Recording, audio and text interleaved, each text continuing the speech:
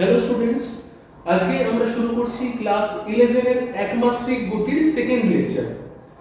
এর আগে আমরা একমাত্রিক গতির প্রথম লেকচারটা করেছি। যারা আগের ভিডিও দেখোনি তারা অবশ্যই প্রথম ভিডিওটা দেখবে এবং তারপরে আজকে সেকেন্ড ক্লাস দেখবে।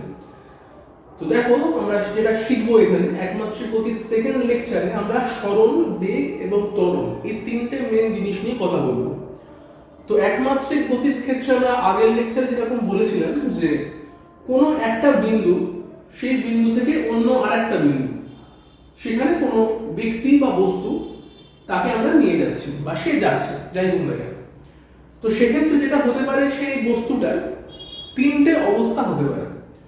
একটা হচ্ছে কি, সে এ থেকে বি তে তার অবস্থান পরিবর্তন করলো। তার মানে কি হলো, সে একটা দূরত্ব কিছু গেল অথবা তার একটা সরণ হলো। আমি দুটো শব্দ ইউজ করছি এখানে, একটা হচ্ছে দূরত্ব আর একটা হচ্ছে সরণ। তো দুটো জিনিস হতে পারে, যখন কোনো একটা বস্তু সে এ থেকে বি তে যাবে, সে একটা দূরত্ব যেতে পারে অথবা তার একটা সরণ হতে পারে, মানে সে অবস্থান পরিবর্তন করেছে। এটা প্রথম কেস, নাম্বার 1। আর কি হতে পারে? আর হতে পারে সেই বস্তুটা সময়ের সাপেক্ষে একটা দূরত্ব অতিক্রম করেছে, মানে এ থেকে বি তে যেতে তার কিছু টাইম লেগেছে। আমরা মনে করে নিচ্ছি টি সময় ধরে সেই বস্তু বা সেই ব্যক্তি এ থেকে বি বিন্দুতে পৌঁছেছে। তো সেক্ষেত্রে নতুন যে রাশিটা তৈরি হতে পারে, সেই রাশিটাকে আমরা বলতে পারি 2 নম্বর রাশি, সেটা হচ্ছে দ্রুতি। দ্রুতি বা বেগ। 3 নম্বর জিনিস যেটা, এই যে সেই ব্যক্তি বা সেই বস্তুটা এ থেকে বি বিন্দুতে দ্রুতি বা বেগ নিয়ে গেল, সময়ের সঙ্গে তার বেগটা কিন্তু পাল্টাতে পারে।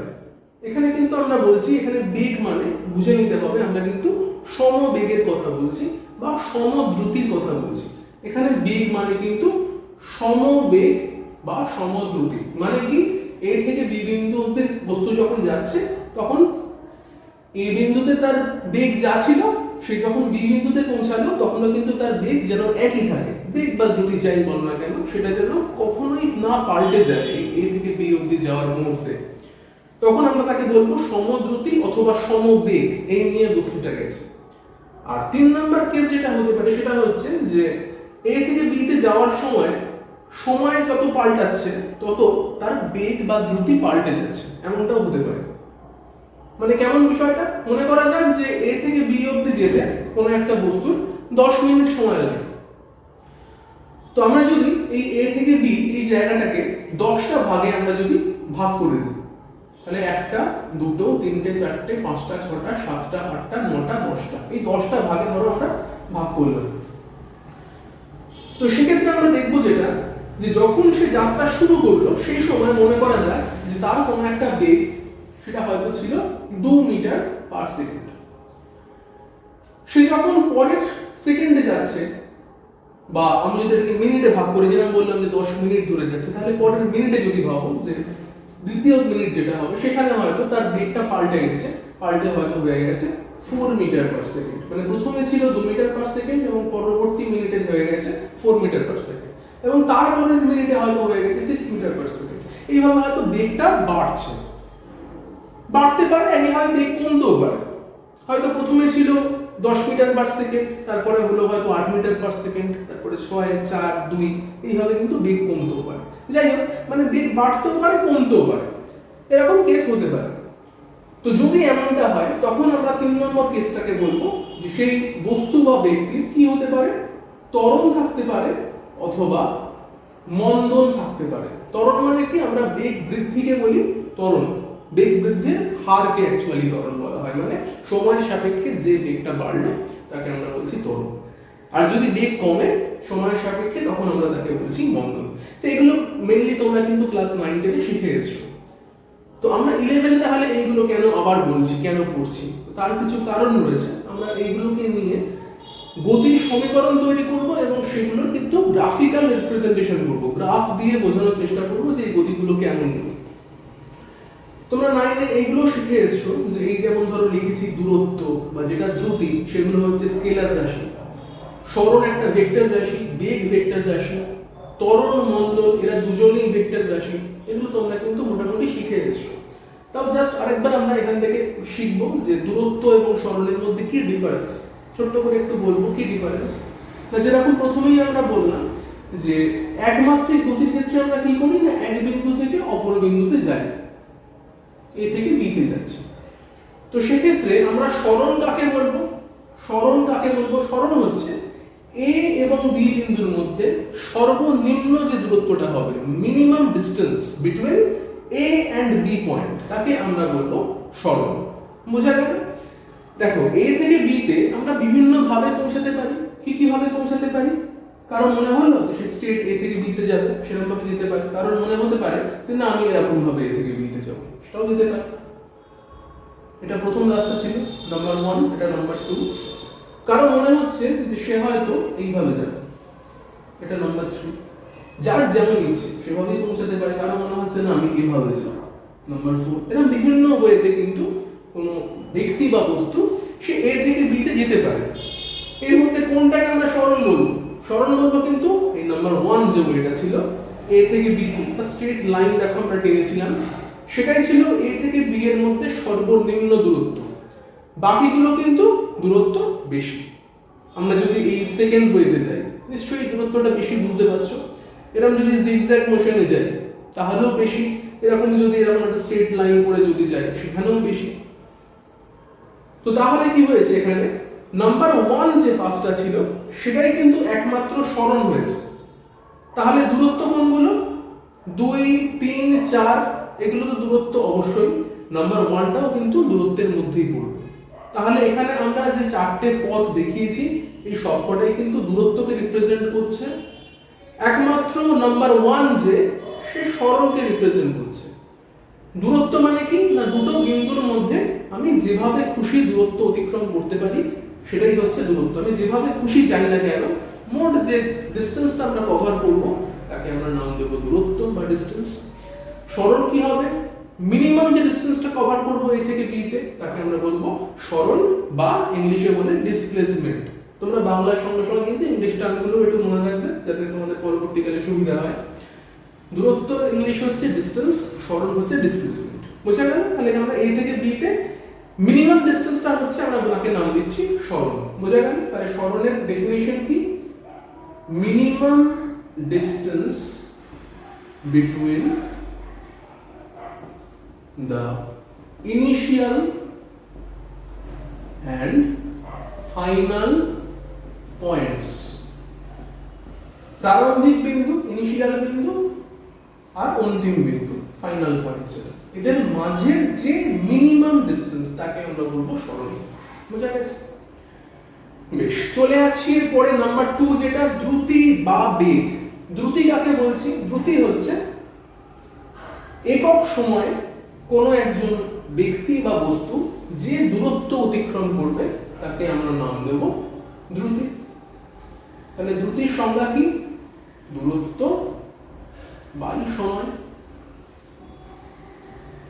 তাহলে দেখো এখান থেকে সংজ্ঞা বার করার খুব ইজি ওয়েটা যেটা সেটা কি এখন আমরা যদি সময়কে 1 করে দিই, এই সময়ের যে পার্টটা তাকে যদি আমরা বলি 1 বা একক, তাহলে দ্রুতি ইকুয়াল দূরত্ব। তাহলে সংজ্ঞা কিভাবে লিখব? একক সময়ে অতিক্রান্ত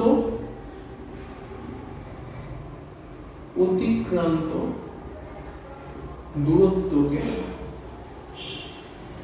দ্রুতি বলে। একক সময়ে অতিক্রান্ত যে দূরত্ব তাকে আমরা দ্রুতি বলবো। যে 1 সেকেন্ডে কতটা গেল তাকে আমরা দ্রুতি বলবো। হলো? এছাড়াও কিভাবে লিখতে পারো জিনিসটাকে? ধরে নাও এ থেকে বি অবধি মোট যে দূরত্বটা অতিক্রম করেছে তাকে আমরা ধরো বলে দিলাম যে এ থেকে বি অবধি দূরত্ব হচ্ছে 10 মিটার। সেটা যেতে কত সময় লেগেছে? ধরে নিলাম 1 মিনিট লেগেছে। সেটাকে আমরা সেকেন্ডে কনভার্ট করব। 1 মিনিট মানে কত? 60 সেকেন্ড। তাহলে দ্রুতি কত? 1/6 মিটার পার সেকেন্ড। বুঝা গেল? এইভাবে জিনিসটা করবো। দ্রুতির মান যদি বার করতে বলে আমরা করবো কি দূরত্ব বাই সময় করে দ্রুতি পেয়ে যাব। একই রকম ভাবে দেখো বেগের সংজ্ঞা যদি দিতে বলে তো সেক্ষেত্রে কি লিখবো? তাহলে দূরত্বের জায়গায় সেখানে করে দেবো সরণ। যদি দ্রুতি না থাকতো দ্রুতির জায়গায় যদি আমাদের বলতো যে বেগের সংজ্ঞা দেব, বেগ কাকে বলে, তাহলে আমরা দূরত্বের জায়গায় কি করতাম, এখানে আমরা লিখে দিতাম সরণ। তাহলে সরণ বাই সময়, তাকেই আমরা বেগ বলবো। তাহলে এখানে ডেফিনিশন কি হবে বেগের, একক সময় অতিক্রান্ত সরণকে দ্রুতি বলে, সরি বেগ বলে। তাহলে কি সংজ্ঞাটা হচ্ছে একক সময় অতিক্রান্ত সরণকে, বা একক সময়ের যে সরণ, অতিক্রান্ত শব্দটা না বললেও চলবে, একক সময়ে যে সরণ হচ্ছে সরণকে বেগ বলে। একই রকম জিনিস ধরে নেওয়া যায় যে এ থেকে বি তে সরণ হয়েছে 10 মিটার এবং 1 মিনিট সময় লেগেছে এ থেকে বি তে যেতে, 1 মিনিট মানে 60 সেকেন্ড, তাহলে পাচ্ছি মিটার পার সেকেন্ড। এবং এখানে সবসময় মনে রাখতে হবে যেটা যে এককটা কিন্তু ভীষণ ইম্পর্টেন্ট। আমরা যে বললাম যে এ থেকে বি তে যেতে 1 মিনিট সময় লাগছে, মিনিট কিন্তু কোনো একক নয়, মানে এসআই ইউনিট নয়। এসআই ইউনিট কি হয়, সময়ের এসআই ইউনিট কিন্তু অলওয়েজ সেকেন্ড। তাই আমাদের মিনিট দিক, ঘন্টা দিক, যাই দিক না কেন, এ থেকে বি তে যেতে বললো ধরো 5 ঘন্টা সময় লেগেছে, 10 ঘন্টা সময় লেগেছে, আমরা কিন্তু যাই দিক না কেন সময়ের একক নেব সেকেন্ডে। দূরত্ব ধরো দিলেও কিলোমিটারে, বললো যে এ থেকে বি এর দূরত্ব 10 কিলোমিটার, আমরা কিন্তু কিলোমিটার নেব না, আমরা কি করবো মিটারে কনভার্ট করে নেব, নিয়ে সেইভাবে কিন্তু ইউনিটটা লিখবো। এটা অলওয়েজ খেয়াল রাখবে যে দূরত্ব বলুক, সরণ বলুক, যাই বলুক, আমরা কিন্তু ইউনিটটাকে মিটারে আনবো। সময়ের একক যাই দিক, ঘন্টা, মিনিট, সেকেন্ড, যাই দিক, আমরা সেটাকে কিন্তু সেকেন্ডে কনভার্ট করব, করে ভাগ করে দেখব, যেটা হচ্ছে সেটা হচ্ছে দ্রুতি বা বেগের মান। বুঝতে পারলেন? এই জিনিসটা হচ্ছে কিন্তু এইভাবে অলওয়েজ কিন্তু ইউনিটটা কনভার্ট করে নিতে হবে। যাই হোক, দ্রুতি বেগ বোঝা গেল। নেক্সট আসছে ত্বরণ মন্দন। এগুলো একদম বেসিক আলোচনা, যেগুলো আমরা 9-10 পড়ে এসেছি, সেই জিনিসগুলোই বলছি। এক্সট্রা কি আছে সেটা আমরা এটা বলার পরেই বলবো যে নতুন কি শিখবো এখান থেকে। তাহলে ত্বরণ মানে কি? ত্বরণ মানে তোমরা জানো যে বেগের যে পরিবর্তন, ত্বরণকে আমরা লিখি এ দিয়ে, এ ফর অ্যাক্সিলারেশন, ত্বরণের ইংলিশ হচ্ছে অ্যাক্সিলারেশন। তো ত্বরণ মানে কি? ত্বরণ মানে হচ্ছে বেগের পরিবর্তন। দুটো বিন্দু এ আর বি, ধরে নিলাম এ বিন্দুতে বেগ ছিল v1, বি বিন্দুতে বেগ বৃদ্ধি হয়ে গেছে v2। এ থেকে বি তে বস্তু গেছে, এ বিন্দুতে বেগ ছিল v1, সময়ের সঙ্গে সঙ্গে বেগ বাড়তে বাড়তে হয়ে গেছে v2। তাহলে ত্বরণ কত? ত্বরণ হচ্ছে v2 minus v1 by time. তাহলে এর সংজ্ঞা কি লিখবো? একক সময়ে বেগের যে পরিবর্তন হচ্ছে তাকে আমরা বলবো ত্বরণ। একক সময়ে বেগের পরিবর্তনকে ত্বরণ বলবো। তাহলে মন্দন কাকে বলে? মন্দন একই সংজ্ঞা, কিন্তু সেখানে কি হবে? সেখানে a এর ভ্যালু আসবে নেগেটিভ। তার কারণ কি? ত্বরণের ক্ষেত্রে v2 always greater than v1 for ত্বরণ। v2 always greater than v1। বেগ বাড়বে, বি বিন্দুর বেগ বেশি হবে, তাই জন্য এর ভ্যালু পজিটিভ আসবে ত্বরণের ক্ষেত্রে। মন্দনে কি হবে? মন্দনের ক্ষেত্রে v2 কিন্তু অলওয়েজ v1 এর থেকে কম হবে, তো সেক্ষেত্রে আমরা বলবো মন্দন হয়েছে, মানে বেগ কমে গেছে। v2 always less than v1, v1 এর থেকে বেগ কমতে কমতে কমতে b তে যাবে। তাহলে সেক্ষেত্রে দেখো v2 মাইনাস v1 করব, আমার v1 টা ছোট, তাহলে v2 কম, v1 বেশি। নেগেটিভ মানে মাইনাস করলে কি হবে? বিয়োগ করলে নেগেটিভ ভ্যালু আসবে, তো a আসবে নেগেটিভ। তো a নেগেটিভ মানে তখন আমরা তাকে মন্দন বলবো। এটা তোমরা 9 এ পড়েছো সবাই, এটা তোমরা কিন্তু জানো, জাস্ট আরেকবার বললাম বোঝানোর জন্য। কিন্তু ক্লাস 11 এ তাহলে এক্সট্রা কি রয়েছে, এগুলোই তো বলছি আবার। এক্সট্রা কি রয়েছে তাহলে? দেখো এক্সট্রা তাহলে কি রয়েছে সেটা আমরা চলে আসছি এবার। আমাদের এখানে রয়েছে এবারে তাৎক্ষণিক বেগ এবং তাৎক্ষণিক ত্বরণ। আমরা শুধুমাত্র বেগ এবং ত্বরণ এই জিনিসগুলোর কথা বললাম, তো তাহলে তাৎক্ষণিক বেগ জিনিসটা কি, তাৎক্ষণিক ত্বরণ জিনিসটাই বাকি, সেই জিনিসটা আমরা এবারে আসছি।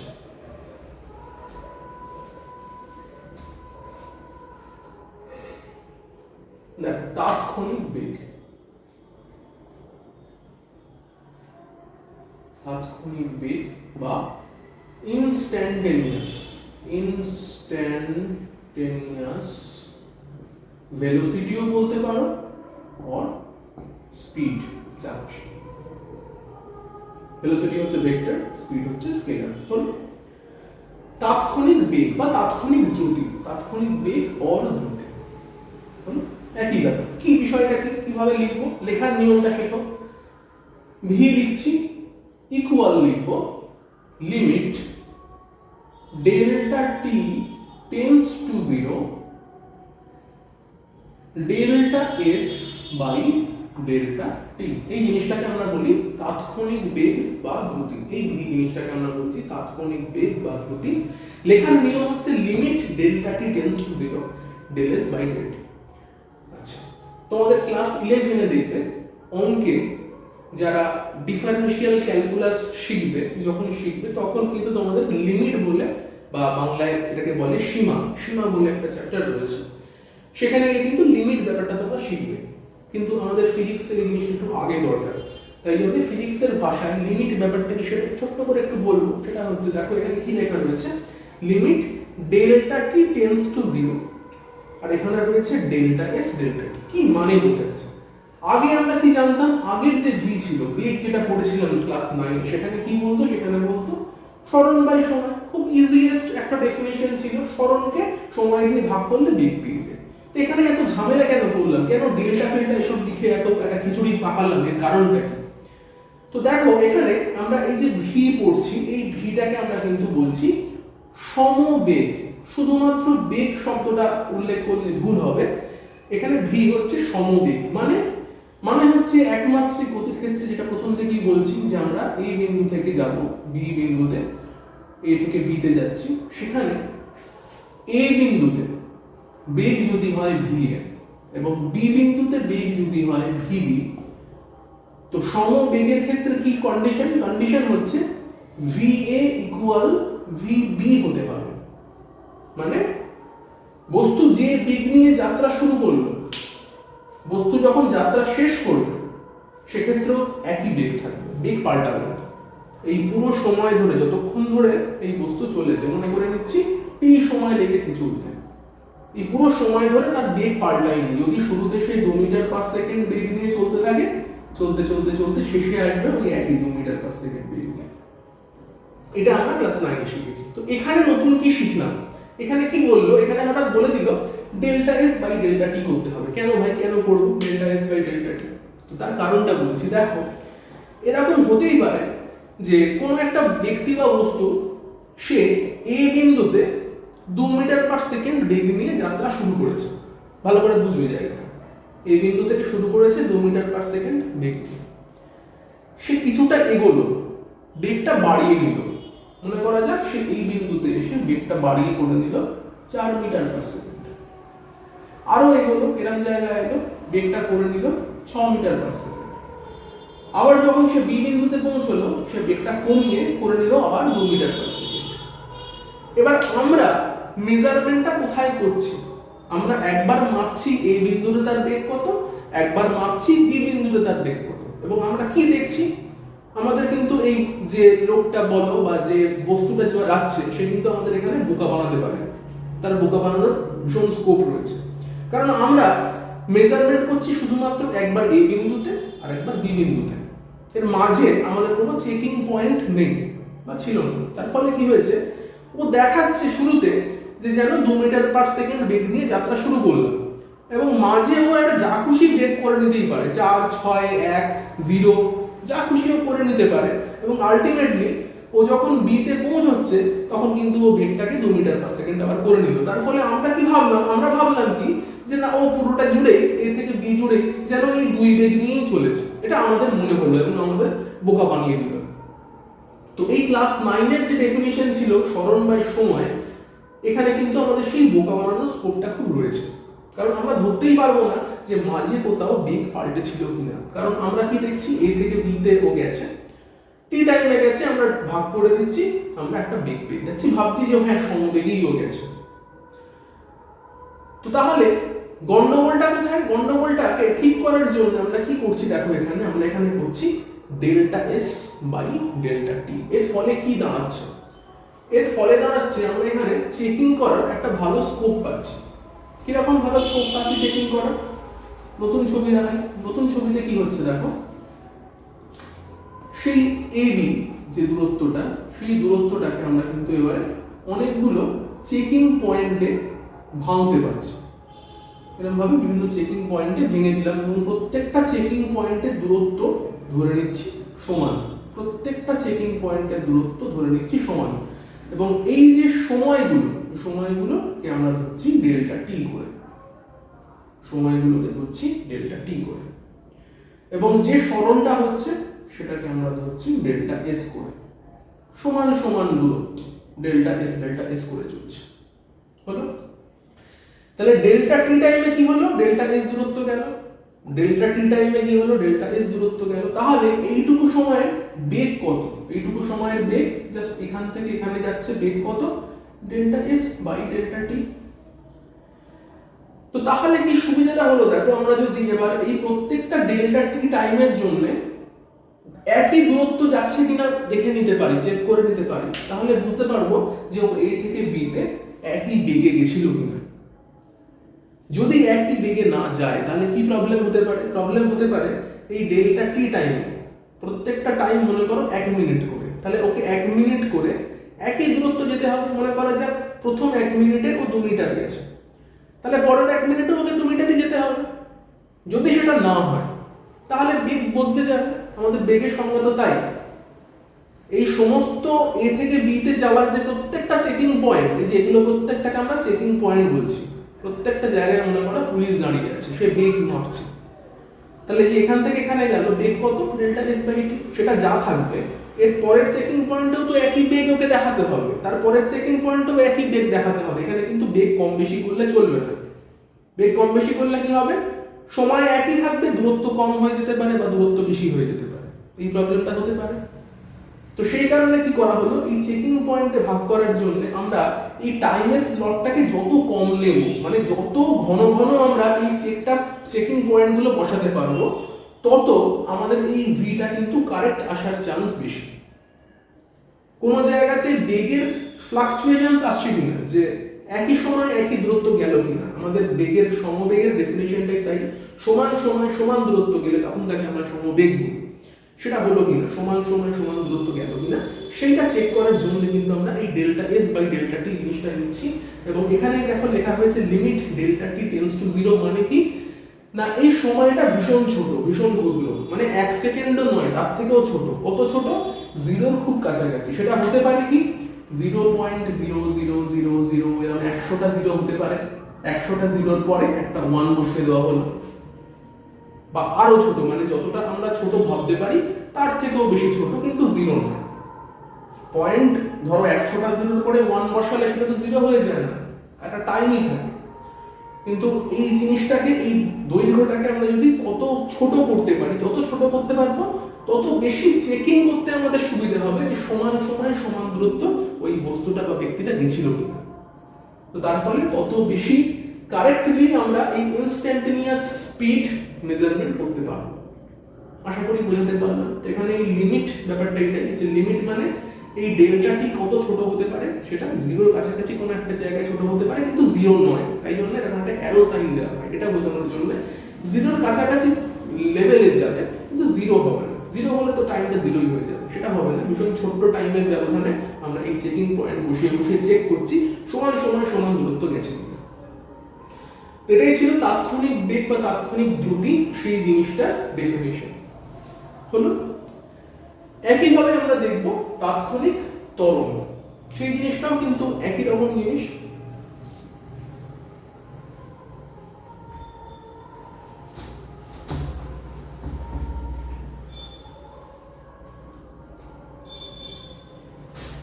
তাৎক্ষণিক ত্বরণ, সেখানে কি হয়েছে তাৎক্ষণিক ত্বরণে, সেটা মানে আমরা লিখব কি a equal limit delta t tends to 0 delta v by delta t। Delta v মানে বেগের পরিবর্তন, আর ডেল্টা t মানে সেই একই রকম ক্ষুদ্র সময়ের অবকাশে সমান সমান বেগ পাল্টেছিল কিনা। তাহলে সেই জিনিসটাকে আমরা বলবো সমত্বরণ। তাহলে এই ক্ষেত্রে কিন্তু এইটাকে আমরা সমত্বরণ বলতে চাইছি, মানে সমান সময় সমান বেগের পরিবর্তন যদি হয়ে থাকে তখন তাকে আমরা সমত্বরণ বলি। সমান সময়ে সমান বেগের পরিবর্তনকে সমত্বরণ বলে। কিরকম জিনিসটা? সেই একই উদাহরণ দেব। এ থেকে বিতে যাওয়া হচ্ছে, বিভিন্ন চেকিং পয়েন্টস রয়েছে। মনে করা যাক শুরুতে ইনিশিয়ালি ওর বেগ ছিল 2 মিটার পার সেকেন্ড, এর পরের চেকিং পয়েন্টে বেগ হলো 4 মিটার পার সেকেন্ড, তার পরের চেকিং পয়েন্টে বেগ হলো 6 মিটার পার সেকেন্ড, তার পরের চেকিং পয়েন্টে বেগ হলো 8 মিটার পার সেকেন্ড, তারপরে হলো 10 মিটার পার সেকেন্ড। এইভাবে চলছে। তো কি বুঝতে পারলে এখানে ডিফারেন্স গুলো কত? 2 2 থেকে 4 ডিফারেন্স কত? 2 4 থেকে 6 ডিফারেন্স কত? 2 6 থেকে 8 ডিফারেন্স কত? 2 8 থেকে 10 ডিফারেন্স কত? 2। এইভাবে 2 2 করে করে কিন্তু এখানে আমরা বেগের পরিবর্তন দেখছি। বেগটা বাড়ছে আস্তে আস্তে, টাইম যত এগোচ্ছে বেগ তত বেড়ে চলেছে, কিন্তু সমান সময় সমান বেগ বেড়েছে। এইটুকু যদি 1 সেকেন্ড টাইম হয়ে থাকে, 1 সেকেন্ডে কত বেগ বাড়লো? 2। পরের 1 সেকেন্ডে কত বেগ বাড়লো? আবার 2 বেড়েছে। পরে কত বেড়েছে? পরের 1 সেকেন্ডে আবার 2 বেড়েছে। মানে সমান সময় সমান বেগের পরিবর্তন বা বেগ বৃদ্ধি হলো, তাকে বলছি সমত্বরণ। এখানে পরিবর্তন কথাটা লেখা হচ্ছে কি, বাড়তে পারে, কমতেও পারে। বাড়লে তাকে ত্বরণ বলবো, কমলে তাকে মন্দন বলবো। তাই পরিবর্তন শব্দটাকে আমরা লিখছি। তোমরা ত্বরণের ক্ষেত্রে বৃদ্ধি লিখতে পারো, মন্দনের ক্ষেত্রে লিখবে হ্রাস। আমরা একদম জেনারেলাইজ করার জন্য লিখছি পরিবর্তন, তাকে সমত্বরণ বা সমমন্দন বলতে পারি। হলো? তো এবারে দেখো আমরা এই টাইমের যে স্লটটা, তাকে আমরা যত ছোট নেব, আগের মতো, আগেরটা যেরকম বুঝেছিলে এটাও সেইভাবে বোঝো, যে যদি ডেল্টা টি টেন্ডস টু 0 হয়, একদম টাইম ছোট হয়েছে, তাহলে ছোট টাইমেও ওই একই পরিমাণ সমান বেগ বাড়লো কিনা। মানে এমনটা হতেই পারে যে এই 2 থেকে 4 হতে হবে, তারপরে 4 থেকে 6 হতে হবে। মানে আমার এখানে দুটো চেকিং পয়েন্ট রয়েছে, যেখানে ফার্স্টে মেজার করব 2, এখানে আমার দরকার 4। হতে পারে এর মাঝে হয়তো 2 থেকে 5 7 1 হয়ে তারপর 4 হলো। তো সেক্ষেত্রে কিন্তু আমরা সেটাকে সমত্বরণ বলতে পারি না। যদি হ্যাফাজার্ডলি বেগ বাড়ে, এই সমান সমান করে যদি বেগ না বাড়ে, তাকে আমরা সমত্বরণ বলতে পারি না, তাকে আমরা কি বলবো? অসমত্বরণ বলবো। সমান সময়ে যদি অসমান বেগের বৃদ্ধি হয়, তাকে বলে অসমত্বরণ। একমাত্র সমান বেগ বাড়লে তাকে সমত্বরণ বলবো। তো হতেই পারে এই চেকিং পয়েন্ট দুটোর মাঝে ও যাতা খুশি ভাবে বেগ বাড়িয়ে কমিয়ে আমার ঠিক যে ডিজায়ার্ড বেগটা, যেটা দরকার, সেটা এখানে নিয়ে চলে এলো, সেটা ধরতে পারবো না আমরা। তাই ধরার জন্য কি নিয়ম? ধরার জন্য নিয়ম হচ্ছে এই টাইম স্লটটাকে আমাদের অনেক কমাতে হবে, এই গ্যাপটাকে অনেক কমাতে হবে। তাই জন্য ডেল্টা টি টেন্ডস টু 0 করব। যত ছোট সময় করব আর যত ছোট এই বেগের পরিবর্তনটা নেব, মানে 2 থেকে 4 নয়, এটা অনেক বেশি। আমাদের চাই 2 থেকে, হয়তো আমরা চাইছি এর পরের পরিবর্তনটা হোক 2.000 বা আরো কটা জিরো বেশি নিতে পারি, হয়তো বেগের পরিবর্তনটা 2.0000000 এরকম হতে পারে।